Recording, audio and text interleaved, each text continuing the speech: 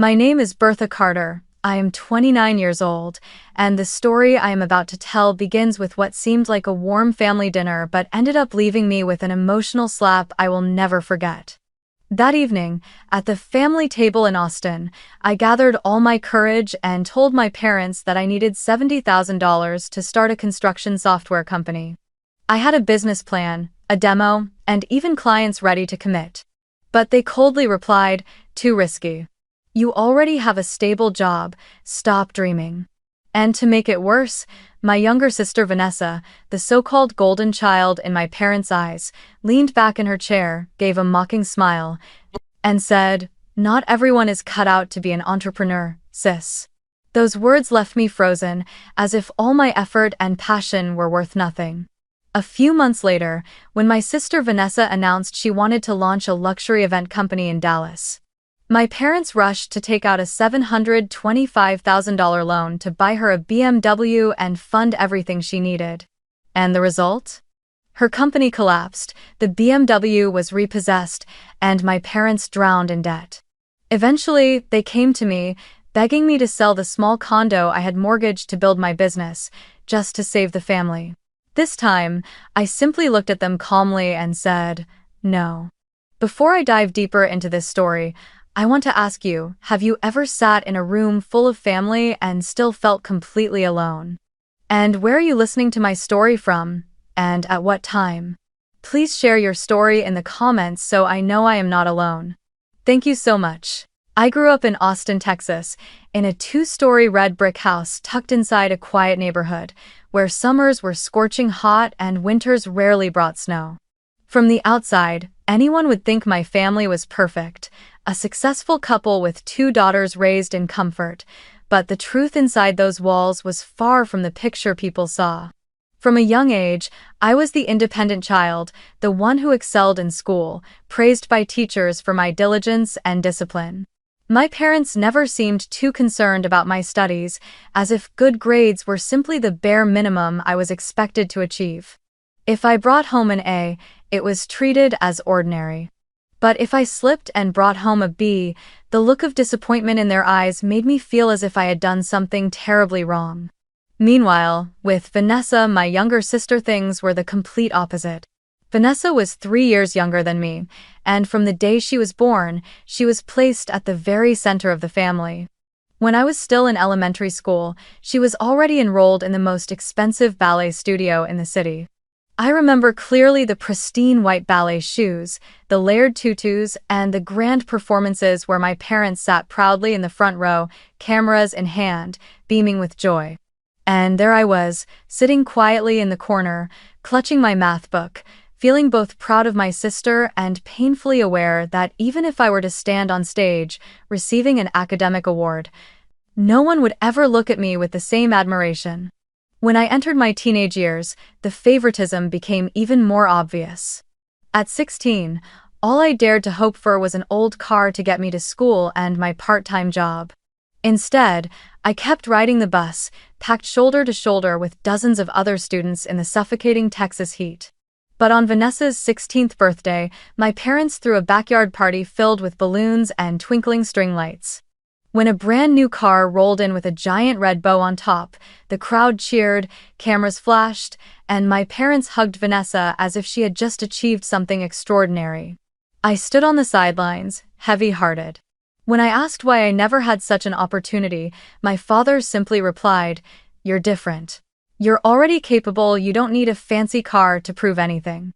I bit my lip and stayed silent, but deep down I knew his answer was nothing more than an excuse.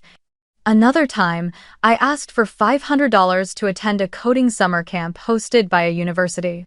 I came prepared with information, explaining why it would be such a valuable chance to improve my skills. I truly believed that with such a modest request, they would understand how serious I was. But my mother frowned and shook her head. "Too expensive, Bertha. You can learn programming online for free, you don't need a summer camp." I was so crushed I couldn't argue, and I let the dream go. Just a few weeks later, however, my parents proudly announced they had enrolled Vanessa in a summer acting program in New York that cost over $12,000. I remember vividly how they boasted to the neighbors that their youngest daughter might one day grace a Broadway stage. Same family, same desire to grow, but when it came to me, I was told I was wasting money, while Vanessa was treated like a precious gem. The family celebrations were never any different. I still remember the time I won first place in the statewide science competition. I came home holding the certificate in my hands, my heart racing with excitement. But as soon as I stepped into the living room, I saw everyone gathered around Vanessa, chatting about her ballet performance from the night before. I proudly held up my award, but my mother only glanced at it and said, "That's nice, Bertha. Now come here and look at these photos of your sister in her costume. Doesn't she look beautiful?" My certificate was set down on the table, buried under a pile of magazines, and never mentioned again. Meanwhile, even the smallest award from one of Vanessa's dance contests was enough for my family to throw a celebration. That favoritism didn't just hurt me, it built an invisible wall between us. I learned to be independent, to handle everything on my own, because I realized early on that no one was going to stand by me. I got used to cooking dinner for myself when my mother was busy driving Vanessa to practice, and to studying alone in my room while the whole family went out to cheer for her. Sometimes, I even wondered if I was truly my parents' child, because the difference in treatment was so obvious, so painful. Looking back on those years, I know now that they laid the foundation for who I became. Patient, resilient, but carrying deep scars inside. I learned early on that sharing blood doesn't always mean having a steady place to lean on. The real turning point in my life began when I was accepted into Stanford University. It was the greatest pride I had ever felt, not only because Stanford is one of the most prestigious schools in the United States, but also because I had earned a partial scholarship after years of hard work. The day I received the acceptance letter, I clutched the paper in my hands, tears streaming down my face uncontrollably. But while I was overwhelmed with joy, my parents' reactions were indifferent. My father simply said, "Good, but the tuition is still too high. Are you sure you can handle it?" My mother quickly shifted the conversation to Vanessa's new ballet class. I stood there, both happy and bitter, realizing that this joy belonged only to me, and no one in my family truly shared it. When I started at Stanford, I quickly discovered that even with a scholarship, the cost of living in the Bay Area was far beyond what an ordinary student could afford. I had to start working part-time from my very first year. During the day, I attended lectures, and at night I worked the late shift at the library. On weekends, I helped out in the IT lab. Many nights, I returned to my tiny rented room in Palo Alto, eating a cup of instant noodles with eyes burning from lack of sleep. Each month, I carefully calculated every dollar to cover rent, utilities, and textbooks. At times, I questioned whether I was being too ambitious, but whenever I thought about my dream of working in technology, I clenched my teeth and pushed forward. While I was struggling just to survive, Vanessa was living an entirely different life. The moment she turned 18, my parents bought her a brand new car, not for school, but so she could get around more easily for her performances. They also covered every expense for her to attend an expensive art school in New York. Every time I called home, my mother would gush about Vanessa's shows, her trips, her dazzling costumes. I listened quietly, never daring to compare, but deep down the feeling of unfairness grew stronger. I knew I had never been given such privileges, and I never would. The contrast between the two of us became sharper with time. While I buried myself in studying and working, Vanessa filled her Instagram with carefully curated photos, sitting in chic Manhattan cafes, traveling across Europe with her friends, or posing beside her new car under the city lights. Each post racked up hundreds of likes and glowing comments. From my tiny room, with a cold bowl of instant noodles in front of me, I scrolled through those images and sighed. To my parents, those glamorous snapshots seemed to be proof of success, while my sleepless nights in the library were never acknowledged. Yet it was those very years of hardship that forged my resilience. I learned how to manage my time, how to push past exhaustion to stay focused on my goals, and most importantly, how to rely entirely on myself. No one paid my rent for me, No one handled the stack of bills piling up on the kitchen table, and no one stood by me when I was drained after a night shift. I told myself, if I didn't stand strong, no one else would hold me up. And perhaps it was that solitude that became the well of strength I would only come to recognize later. One winter evening, I sat alone in a quiet library while heavy rain poured outside. On the desk in front of me lay a thick programming manual, hundreds of pages long, next to a cheap boxed meal I had picked up from the campus cafeteria. My hands trembled from the cold and exhaustion, yet inside me burned a strange sense of certainty. I knew I was on the right path. No one saw the sweat and effort I poured into those nights, but I believed that one day my achievements would be recognized by me alone, and that was enough.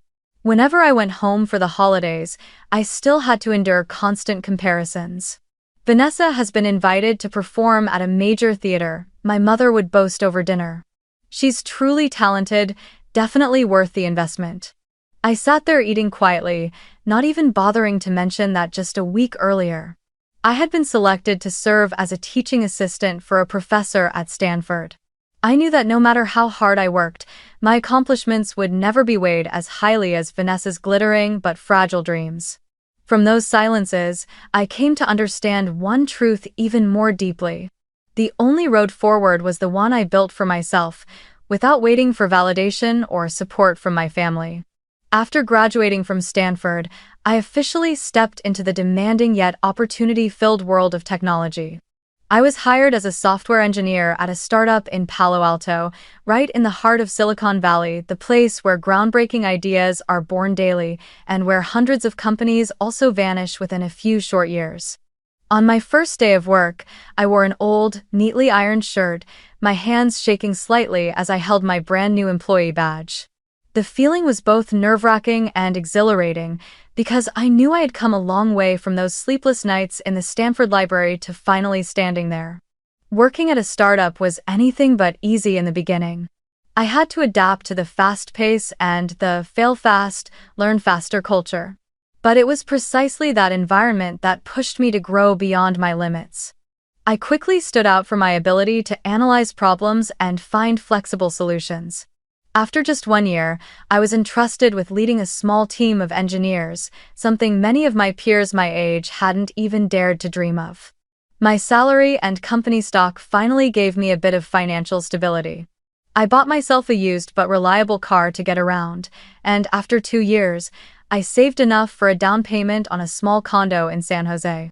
It was the first home of my own, a place where I could lock the door and know with certainty that no one had the right to intrude. While managing multiple software projects, I stumbled upon a glaring gap in the construction industry.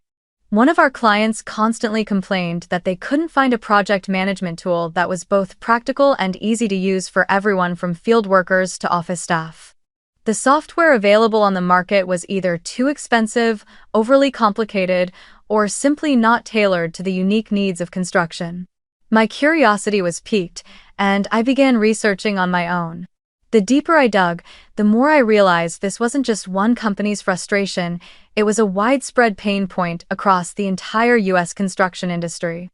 I spent countless evenings after work sketching out ideas, designing interfaces, and even writing the first lines of code for a more efficient construction project management app.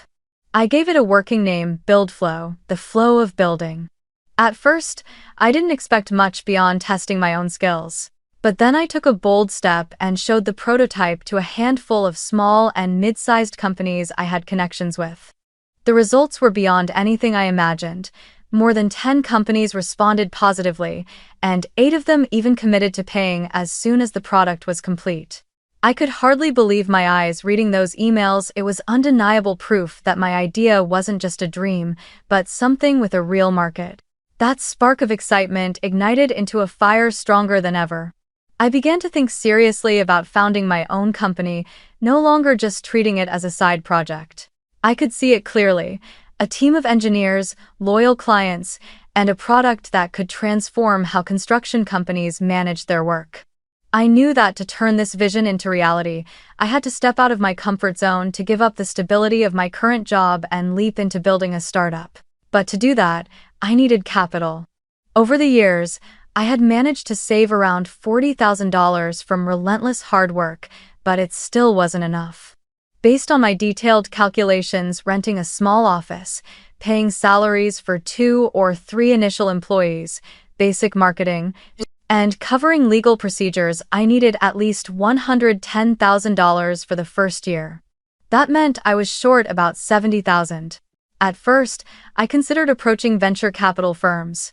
But I knew that to convince them, I would need a fully developed product and real paying clients, things I could only achieve after the company had been running for some time. I didn't want to go to the bank either, not yet, because the interest rates were high and I had little to offer as collateral aside from my small condo. The most logical option left, it seemed, was to ask my parents for support.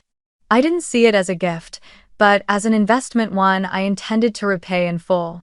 The thought made me both anxious and hopeful. I knew my family's history. I knew that Vanessa had always been the chosen one, but a part of me still believed this time would be different. I was no longer a child. I had a Stanford degree, a stable career, nearly half the required capital saved, and most importantly, real clients waiting for my solution. Surely, all of that would be enough for my parents to finally believe in me. I even pictured the scene in my head, the family sitting together, me presenting my business plan, my parents listening carefully, and then agreeing to fund me. Just once, I wanted them to see me as a woman capable of building her future, not just the daughter who was expected to be smart, but never truly acknowledged. With that in mind, I began drafting a complete business plan, projected costs, development roadmap, revenue forecasts. I spent an entire week polishing a smooth demo, even rehearsing my pitch in front of the mirror. Every word, every chart, every slide I treated with care, as if this were my last chance to prove myself to my family. Deep inside, a flicker of hope burned quietly. Maybe, just maybe, this time they would see me differently. I remember that weekend vividly, when I flew from San Jose back to Austin with a suitcase that carried not only clothes but also all my hopes. I had prepared for the presentation to my family with the utmost care.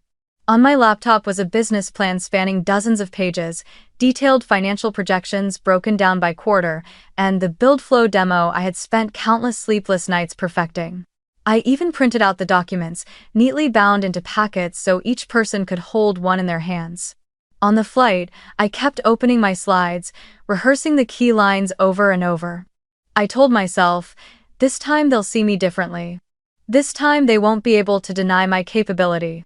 When I walked into the house, the whole family was already gathered in the living room. My father sat in his usual armchair, eyes glued to the newspaper as if nothing in the world really mattered.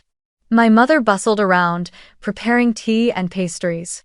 Vanessa was there too, wearing a designer dress, her hair curled in waves, phone in hand snapping pictures nonstop. The atmosphere seemed ordinary, even bland, but inside me was a storm. I took a deep breath, opened my laptop, and began. I want to share with you an opportunity that I truly believe will change the course of my career. I started, my voice slightly trembling but filled with determination. I laid out each step, how the construction industry lacked an effective project management tool, how BuildFlow would address that gap, what feedback I had already received from potential clients, and how I plan to use $70,000 in capital to turn this product into a real company. I presented the projections. With 8 companies already committed, first-year revenue was estimated at $300,000, with the potential to double within the next 2 years. I showed them the growth model, the hiring roadmap, the marketing strategy. I spoke with so much conviction and passion that for a moment, I forgot I was standing in front of my parents and not pitching to a room full of venture capitalists in Silicon Valley. When I finished, I looked up waiting for a reaction. What I got back was a cold silence. My father folded down his newspaper and frowned. Sounds nice, but you already have a stable job. Good pay, a place to live. Why take the risk? Starting a business is a gamble. Do you know how many companies fail within their first year? My mother nodded along and added, I don't want to see you struggle. People say being your own boss means freedom, but to me it just sounds like worry and debt. Don't bet your future. I sat there stunned. The words and numbers I had worked so hard to prepare echoed in my mind, but clearly none of it mattered to them. They didn't look at the evidence I'd presented. They didn't believe I was capable. They saw me only as the daughter who was settled now, who shouldn't chase any more dreams. As if that weren't bitter enough, Vanessa leaned back on the sofa and smirked. I agree. Not everyone is cut out to be an entrepreneur, sis. Some people are born to be employees and should stay in their place. Those words, gentle but dripping with contempt, felt like a blade twisting in my chest. I looked at my sister, remembered every favor she'd been shown, every luxury gift I never received, and now she was publicly dismissing my dream in front of the whole family. I felt as if a year's worth of effort, the sleepless nights coding until my eyes burned, the calls with potential clients, the spreadsheets where I analyzed every single line of numbers had all been brushed aside with just a few dismissive words. No one in that room saw me as an adult presenting a real opportunity. In their eyes, I was just Bertha, the daughter who was expected to be smart, but whose every effort was dismissed as fantasy. Silently, I closed my laptop and gathered my papers. My heart pounded, my face burned, but my voice came out strangely calm. I understand. I'll handle it on my own. I didn't wait for another response. I stood up and walked out of the living room. Behind me, I heard my mother's voice calling after me, full of that same false concern. Bertha, I only want what's best for you. But I didn't turn back. I stepped outside, the scorching Texas summer wind hitting my face, and in that moment, I knew one thing for certain: I no longer needed my family's approval. On the way to the airport the next morning, I looked out at the familiar streets, remembering the childhood I had spent in Austin, filled with forgotten memories. I realized this cycle would never change. Vanessa would always be at the center, and my efforts would always be dismissed. And I also understood that if I kept waiting for their support, I would remain stuck forever. That bitter rejection had lit a fire inside me, a fire that roared with one truth: I had to prove I was right, not with words, but with success they could never deny. I returned to San Jose with a heart that was both wounded and hardened. My family's bitter rejection cut deep like a blade, but at the same time, it became the fuel that pushed me to act. I knew that if I kept waiting for their recognition, I would never have it. So I made the decision to take the biggest gamble of my life. A personal loan, secured by the very condo I had worked so hard to buy.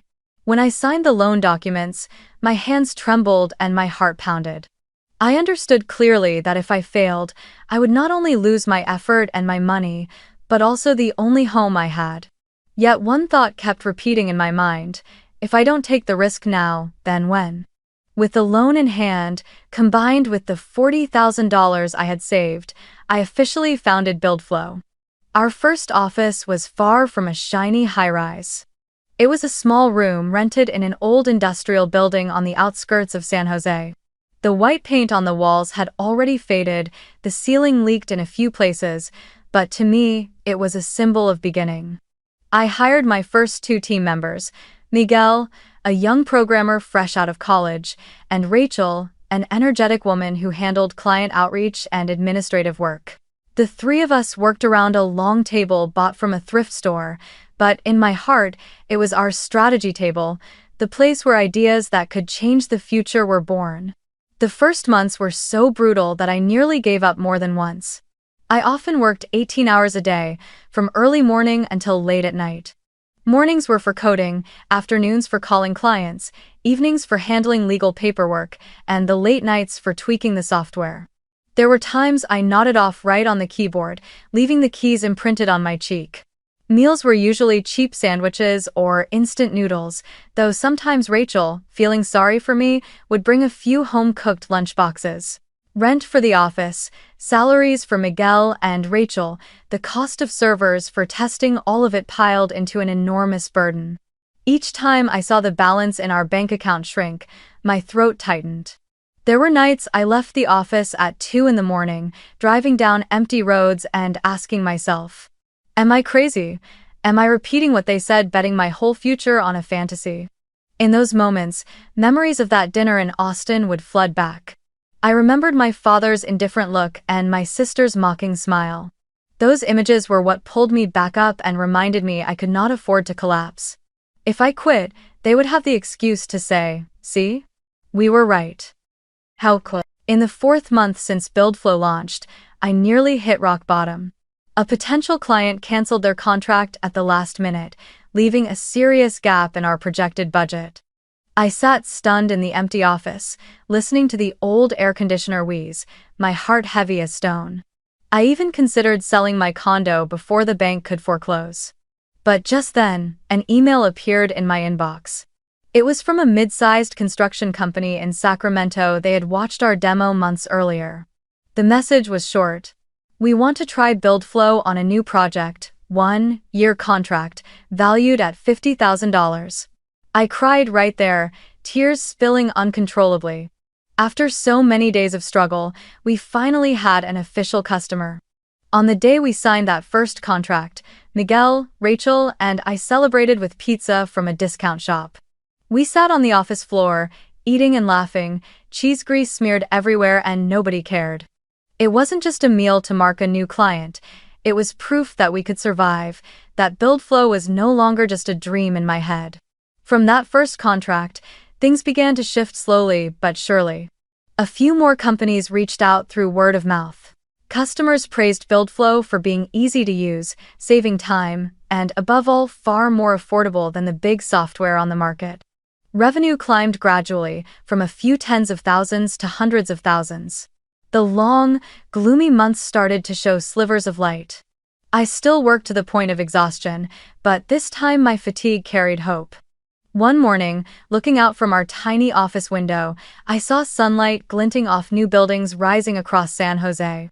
I smiled and thought, they were wrong. This path is not an illusion, it's real. In that moment, I knew I would never go back to being a safe employee. I had entered the gamble, and I would see it through to the end. While my small BuildFlow team and I were scraping together every dollar just to keep the lights on, back in Austin, Vanessa was weaving a glamorous dream that only she believed was real. After graduating from art school in New York, my sister never established any stable career. Instead, she returned to Texas with an idea that sounded flashy, launching a media and event company for the elite in Dallas. I still remember the first time my mother told me about it over the phone. Her voice brimmed with excitement, as if Vanessa had just invented something groundbreaking. "She has such vision, Bertha. Dallas is full of wealthy people, and they need luxury event companies to throw parties, weddings, product launches. This will be a goldmine." I bit my lip and said nothing. Inside, my chest tightened. When I presented a detailed plan, with numbers and real client commitments, I was dismissed as too risky. Yet now, a hollow fantasy with no foundation was being celebrated as a golden opportunity. What stunned me even more was the amount of money my parents were willing to put down. Vanessa declared that to build the brand for her event company, she needed to project an image of luxury and class. That meant a luxury car, a grand office, designer clothes. Not only did my parents agree, they went so far as to take out a bank loan of $725,000 to buy her a gleaming BMW for branding, along with a host of other expenses. I could hardly believe my ears when I heard the news. That number was more than 10 times the capital I had once asked for. They had the audacity to call my $70,000 request a gamble, yet borrowing nearly $750,000 for Vanessa's vague idea was somehow a necessary investment. Within just a few months, Vanessa's Instagram had turned into a stage for showing off. She constantly posted pictures of herself attending parties at five-star hotels, sitting in her shiny BMW, holding a sparkling glass of champagne under the lights. Every post carried hashtags like #BossLady, #CEO, #luxury events. Beneath them were hundreds of admiring comments from friends and acquaintances. My parents often shared those photos too, proudly boasting that their youngest daughter was doing big business. But when I looked at them, all I felt was an indescribable emptiness. I knew what it really meant to be a CEO, what it meant to grind away every single hour just to keep a company alive. What Vanessa was doing was nothing more than building castles in the sand. I tried to reassure myself.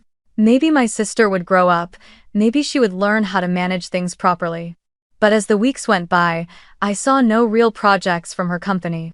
There were no genuine clients, no long-term contracts, only lavish parties where Vanessa posed for photos far more than she discussed any business.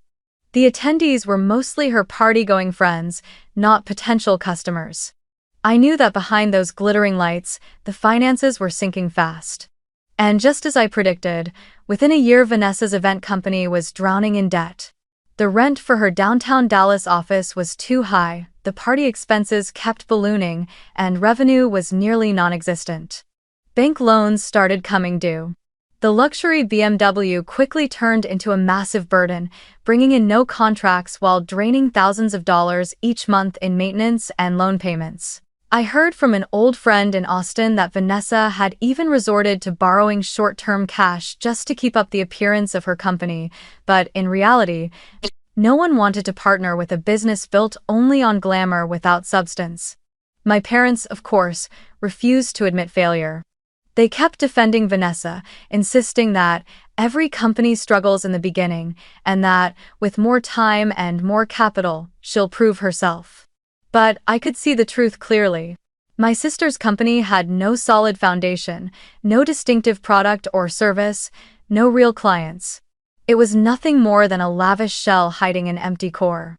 Meanwhile, I was still waking up early and staying up late, pouring 18 hours a day into BuildFlow. I felt like I was living in two parallel worlds. One, the harsh reality where success only came after sweat and tears.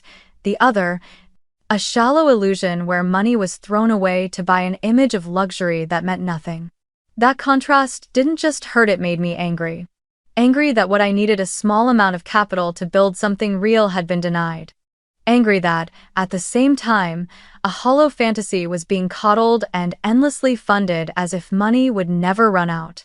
2 years had passed since the day I signed those personal loan papers, putting up my little San Jose condo as collateral to build BuildFlow.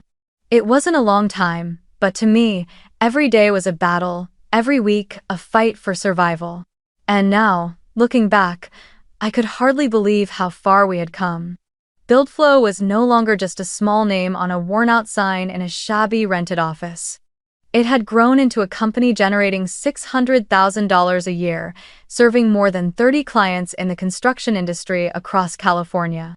I still remember the first big contract that marked a turning point. A construction company in San Jose decided to roll out BuildFlow across their entire new apartment project. When we received that first payment check, my team and I cried like children. From then on, with every project we completed, we earned more trust from clients. They recommended us to their partners, those partners passed our name to others, and the circle kept expanding. Soon enough, BuildFlow was present at job sites across the West Coast. Meetings with clients were no longer confined to our tiny office but took place at large construction conferences, where the name BuildFlow began to be mentioned as a solution worth noticing. That success also drew the attention of venture capital firms in Silicon Valley. One morning, I received an email from a partner in Menlo Park inviting me to present BuildFlow. I walked into a gleaming glass-walled conference room, facing familiar faces I had only ever seen on the cover of Forbes. This time, unlike that bitter evening in Austin, I didn't have to strain to prove my worth. The numbers, the contracts, and the positive feedback from clients spoke for themselves. I saw their eyes light up as they heard about BuildFlow's growth, watched the smooth demo, and listened to my story of building a company out of a condo I had mortgaged. In that moment, I knew I was no longer the dreamer child in my family's eyes, but a true founder. While BuildFlow was slowly finding its footing on the path to sustainable growth, on the other side, Vanessa's glittering dream finally collapsed. Her event company declared bankruptcy in less than 2 years. The Dallas office shut down quietly, the website went offline, and her social media accounts were wiped clean of the glamorous images she had once posted nonstop. The BMW that was supposed to be her brand symbol was repossessed by the bank, towed away in broad daylight under the eyes of the neighbors. My parents, who had once proudly paraded their youngest daughter as a fashionable CEO, were now drowning in a loan of more than $700,000, interest piling on top of interest. I first heard the news from a mutual friend in Austin, and then from my mother's frantic phone calls. She told me the bank was pressing them relentlessly. My father was forced to sell off assets just to keep afloat, but it still wasn't enough. Even the red brick two-story house I grew up in was being discussed as collateral. In her voice, I heard exhaustion and fear, but not a single note of admission that their decisions had been mistakes. She still blamed the market, the economy, bad luck. I stayed silent because by now I was too familiar with their refusal to face the truth. The irony of fate could not have been clearer. The one once dismissed as delusional, brushed aside without mercy, was now proving her ability step by step through real results. Meanwhile, the one who had been praised and unconditionally funded had collapsed quickly, leaving behind cracks in both the finances and the reputation of the entire family. I didn't rejoice at my parents' hardship, but I couldn't deny there was a certain vindication. All those years of being underestimated had now been answered by this sharp contrast in outcomes. One evening, I sat alone in my new office, spacious, bright, with the BuildFlow logo neatly mounted on the wall. I looked back at the road I had traveled and thought of that night in Austin, when I stood up from the dinner table, clutching my laptop, and walked away in silence. They had not believed in me, and perhaps they never truly would. But the truth had already revealed itself. I was not the helpless dreamer they thought I was, but the only one who dared to turn dreams into reality. The devastating news came late one evening as I was reviewing a newly signed contract with a large construction company in Oakland. My phone buzzed, my mother's name flashing on the screen. At first, I considered ignoring it, certain nothing good could come from that call. But something made me pick up. On the other end, my mother's voice trembled. "Bertha, we need your help. The house is about to be taken by the bank. If you can send $100,000, we can save it and pay down part of the debt." I froze, pen still in my hand hovering over the contract. $100,000. They were asking for the amount it would take me an entire year of grueling work to earn. Before I could respond, my father cut in, his voice firm, commanding. "Bertha, you're successful now, you have money. The family is in crisis. We raised you from childhood, it's time for you to repay us." My grip on the phone tightened until my knuckles turned white. That phrase, repay us, made my blood boil. I remembered every time I had asked for support, every time I had been dismissed as a burden.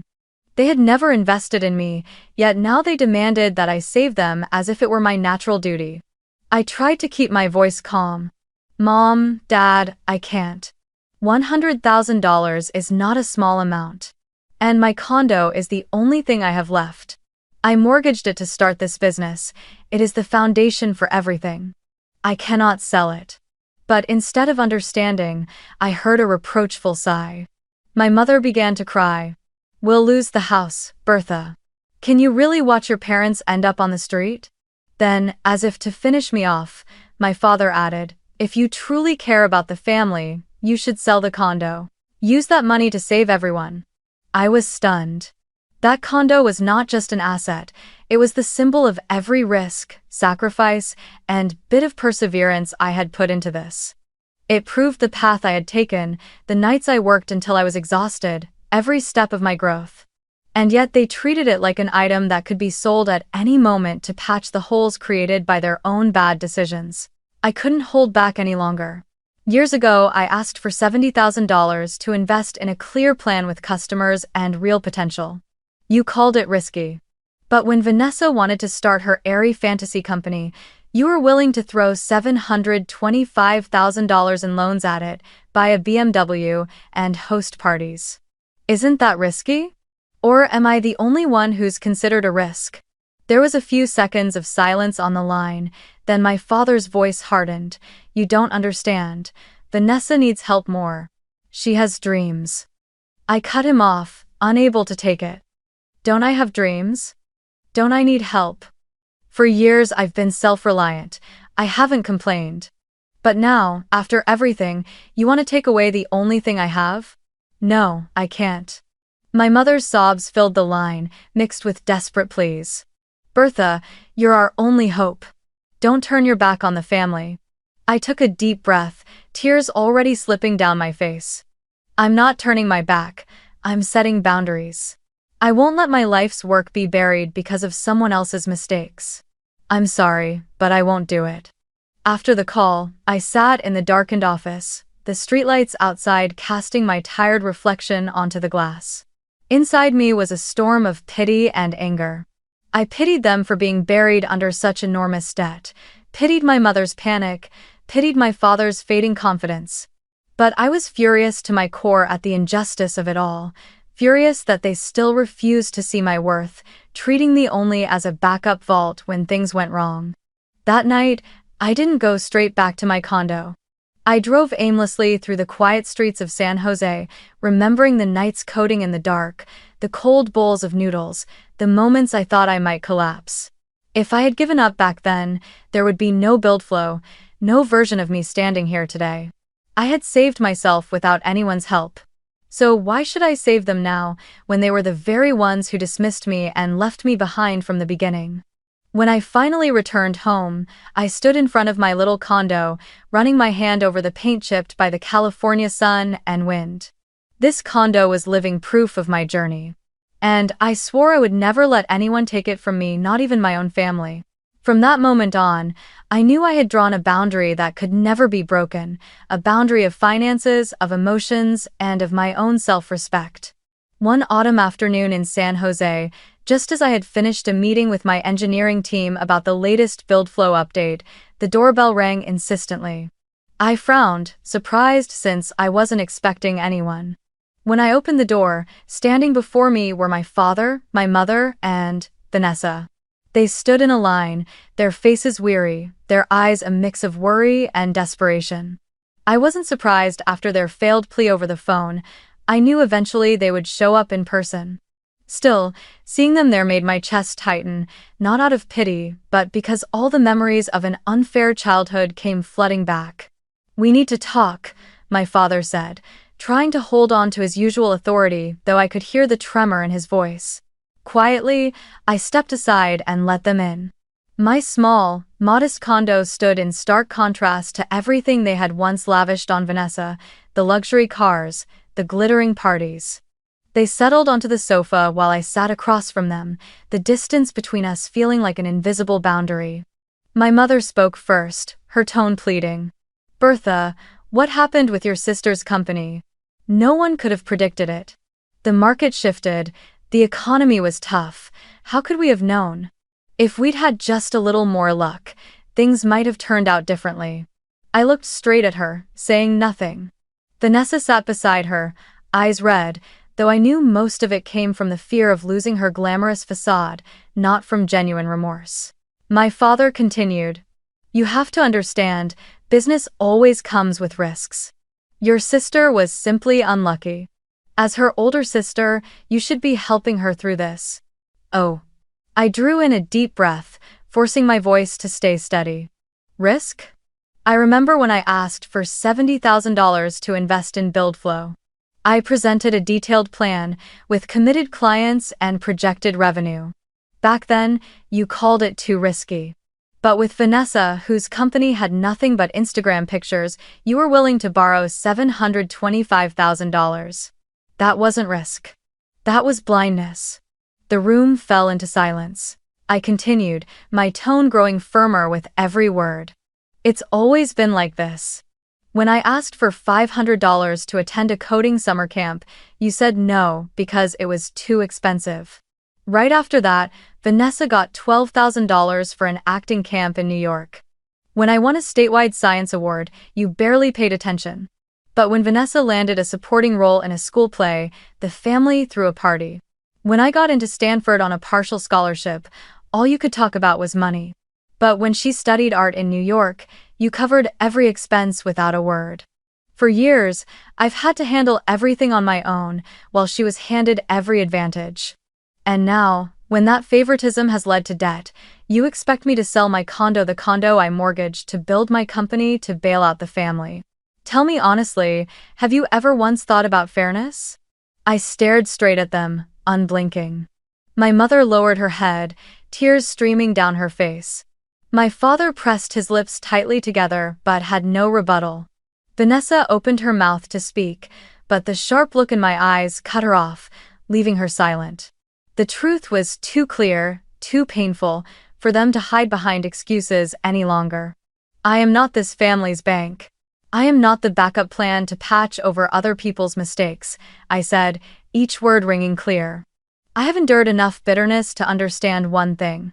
My worth is not measured by how many people I can rescue, but by the fact that I rescued myself. If you need help, look elsewhere. I am no longer here to be your lifeline. The room fell silent. I stood, walked toward the door.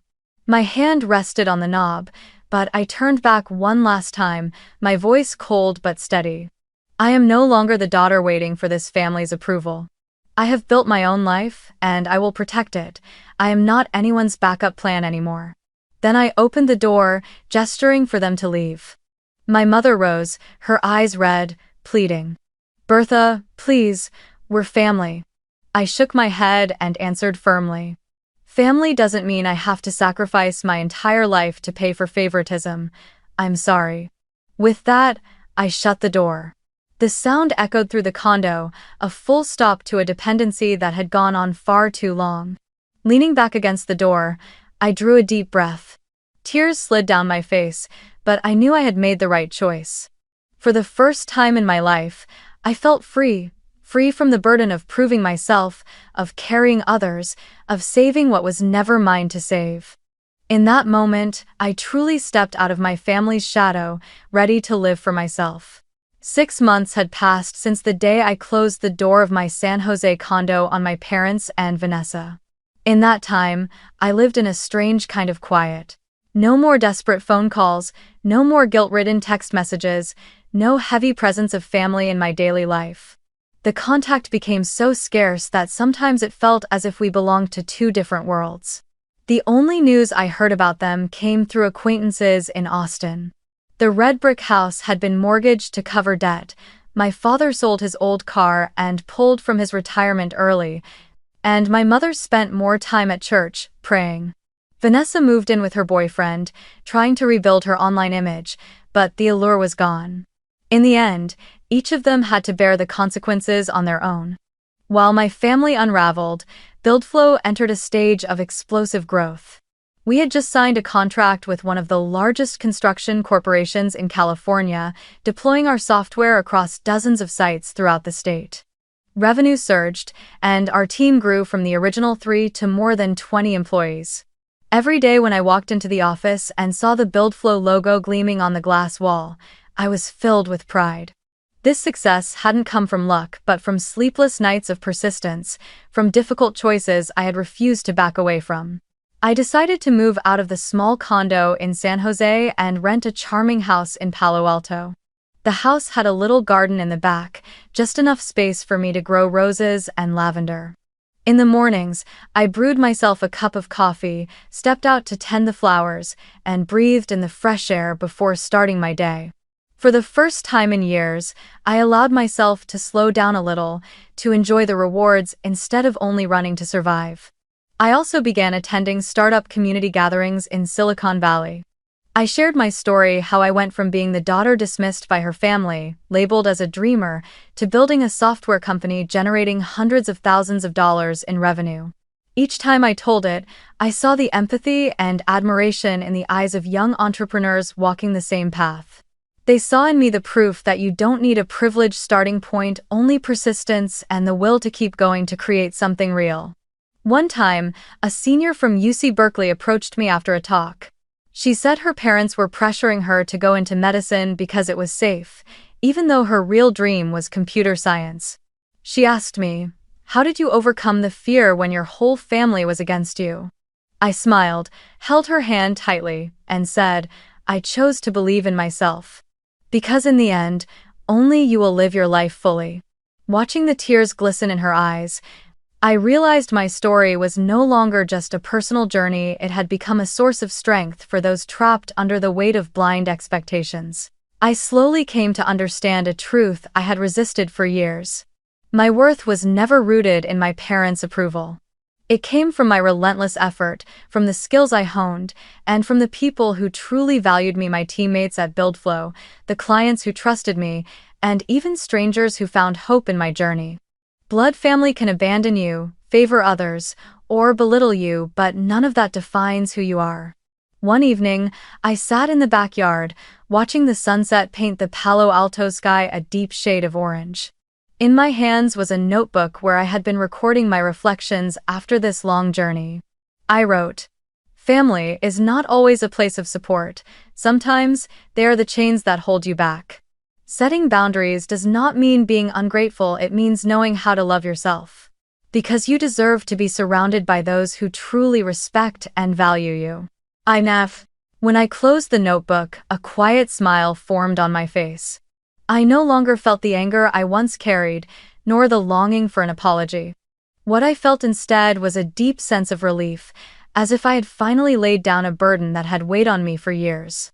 My family might still be drowning in debt and favoritism, but I had stepped out of that cycle and found my own path, a path filled with struggle, but glowing with light. And for me, that was enough.